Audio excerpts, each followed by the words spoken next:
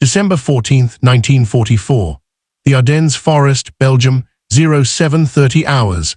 A biting wind, -10 degrees Celsius, whipped snow into a blinding fury. Visibility, less than 100 meters. The air thick with the acrid stench of burnt cordite and fear.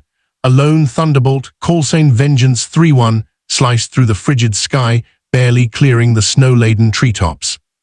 Inside the cockpit, Captain Jack Whisper Harding, a man etched with the exhaustion of weeks of relentless combat, gritted his teeth. His eyes, though weary, scanned the swirling white chaos. His squadron, 8 brave pilots in 4 P-47s, was scattered, pinned down, and facing annihilation.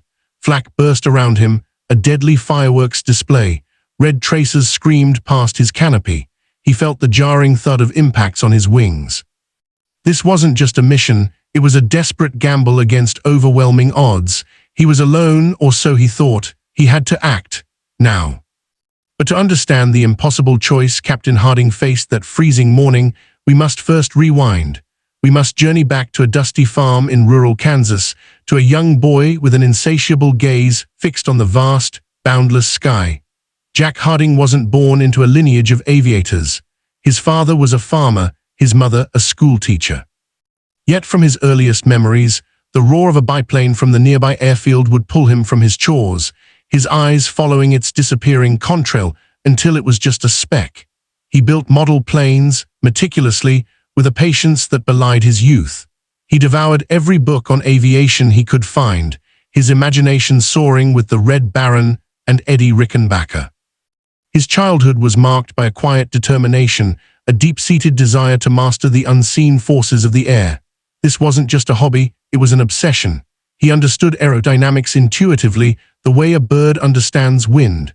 This intrinsic connection to flight would later save his life and the lives of others. The economic hardship of the Great Depression hardened his resolve. He knew the value of hard work, the cost of failure. When the war broke out, Jack, barely out of college with an engineering degree he'd earned through sheer grit, didn't hesitate. He enlisted not for glory but for purpose. He breezed through flight school, his instructors noting his uncanny spatial awareness and his ability to push an aircraft to its limits without ever losing control. He wasn't the loudest or the most flamboyant, but when he took to the skis, there was an unspoken confidence that radiated from him. He became Whisper, not because he was quiet, but because of his almost supernatural ability to approach enemy formations undetected, a silent hunter in the unforgiving expanse of the sky. The winter of 1944 was a brutal master. The Wehrmacht, reeling from defeats on the Eastern Front, launched a desperate, last-ditch offensive through the Ardennes, aiming to split the Allied lines and seize the port of Antwerp. The Battle of the Bulge was a ferocious, blood-soaked affair. German tactics were chillingly effective. The new Flak-Towers, mobile anti-aircraft batteries mounted on armored trains and heavily protected emplacements, spat a deadly hail of 88 and 128 shells into the sky. Their radar systems, increasingly sophisticated, tracked Allied aircraft with terrifying accuracy. For weeks, the skies over the Ardennes had been a slaughterhouse for Allied pilots. The weather, thick with low cloud and snow, forced aircraft down into the effective range of these flak towers.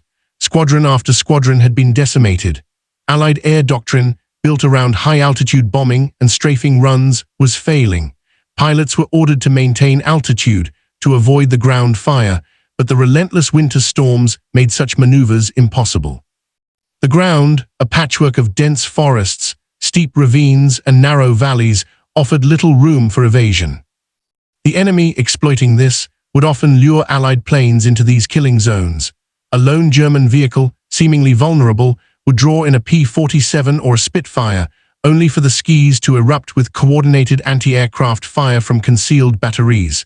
The loss rate was unsustainable. Morale, though never broken, was fraying at the edges. Pilots spoke of the Ardennes gauntlet, a phrase whispered with a shiver.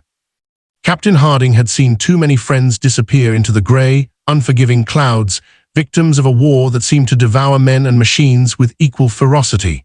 He'd watched his wingman, Lieutenant Miller, get torn apart by an 88 shell just days earlier, the image forever seared into his memory. Normal doctrine, the established rules of engagement, was a death sentence. The challenge felt insurmountable. This brings us back to December 14th.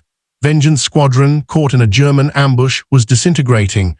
Harding heard the frantic calls over the radio, the desperate shouts of his comrades as their planes took heavy damage.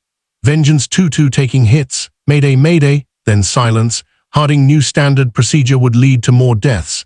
He had to do something drastic, something insane, something strictly forbidden. He remembered an old barnstorming trick, a suicidal maneuver he'd practiced in his youth, buzzing silos and church steeples just for the thrill. It was called terrain masking with negative G dive. The concept was simple, yet utterly insane in combat. Fly so low that the terrain itself became your shield, using hills, valleys, and even individual tree lines to break radar lock and mask your approach. The negative G dive element involved briefly pushing the stick forward, inducing negative G-forces to momentarily fall below radar horizons during a descent, making you vanish from enemy screens for critical seconds. It was a tactical innovation born of desperation, flipping the battlefield logic entirely. Instead of avoiding ground fire, he would embrace the ground, using it as his ally. The danger was immense. A slight miscalculation, a gust of wind, a hidden rise in the terrain, any of these could send his P-47 crashing into the frozen earth at over 300 miles per hour. The negative G dive itself risked engine stall, structural failure, or even the pilot blacking out. It was a technique reserved for daredevils, not combat pilots, but Harding knew it was their only chance. He would turn the very elements that hindered them, the low clouds, the treacherous terrain, into a weapon. He banked hard, pushing his P-47 into an almost vertical dive, the G-forces pressing him deep into his seat. His airspeed built rapidly, the ground rushed up. He initiated the negative G dive, pushing the stick hard. His stomach lurched. For a horrifying second, he felt weightless, tumbling, then the positive Gs slammed him back. He was now skimming the treetops, literally inches from disaster. His altimeter screamed 0. He weaved through the narrow valley. The snow-dusted pines blurring past his canopy, the propeller tips kicking up sprays of snow. His tactical objective, a German Flak-Tower designated Cerberus 1, positioned on a ridge overlooking the ambush site, approximately 12 kilometers to the north-northwest of his current position. Wind direction was west-southwest, gusting at 15 knots, complicating his already perilous low-level flight path.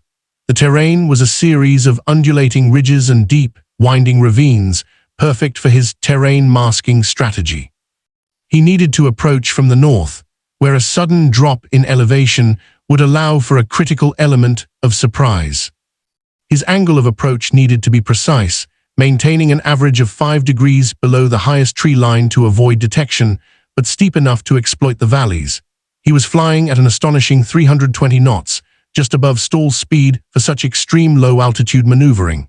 He imagined the German radar operators, their screens filled with static and ground clutter, the unwanted echoes from the terrain itself. They would be searching for high-flying targets, their psychological profile geared towards aerial combat above 1,000 feet. They wouldn't expect a P-47, a heavily armored jug, to be flying under their radar, like a predator stalking its prey through tall grass. He felt the vibration of his engine, a powerful, rumbling beast, a constant reminder of the razor's edge he was traversing. The air was a cacophony of sound, the roar of his engine, the whistle of the wind, the distant rumble of artillery. He tasted the metallic tang of adrenaline in his mouth. He could practically feel the cold, damp air seeping through the smallest cracks in his cockpit. He was no longer flying a machine. He was an extension of the forest itself, a steel-winged ghost. Suddenly, a flicker on his left. He saw it, a gap in the trees, revealing the heavily fortified Flak-Tower.